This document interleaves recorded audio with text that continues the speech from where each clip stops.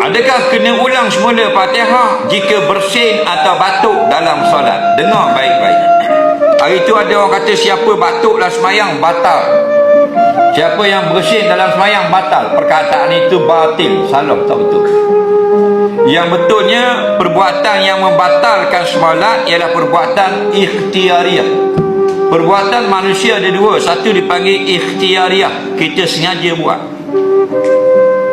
Satu lagi perbuatan dipanggil iktirariyah, yang tidak sengaja. Perbuatan tidak sengaja ini seperti bersin, seperti batuk. Faham lagi?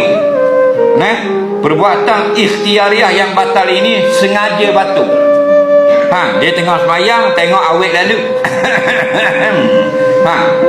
Mengeluarkan bunyi, batal tak? Sengaja.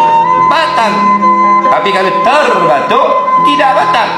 Cuma jika kita batuk di tengah ayat, menyebabkan bunyi ayat itu rosak, wajib diulang akan ayat daripada awal ayat sampai ujung. Contoh ayat yang kedua, ayat yang ketiga, Maliki Yaumiddin. Bismillahirrahmanirrahim. Alhamdulillahirabbil alamin arrahmanirrahim maliki yaumiddin. Ayat yang keempat surah Fatihah. Okey. Maliki Yaumiddin.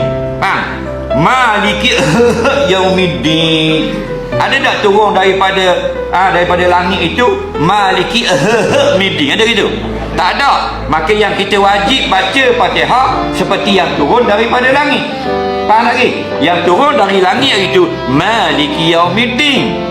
Maka ulama kata wajib kena ulang semula sampai din. Kerana tengah tadi ada batuk, rosak bunyinya, maka wajib kena kata semula Maliki Yaumiddin.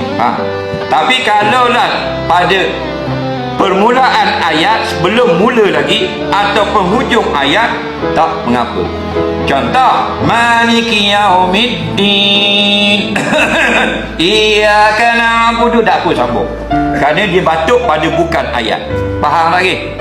Baik.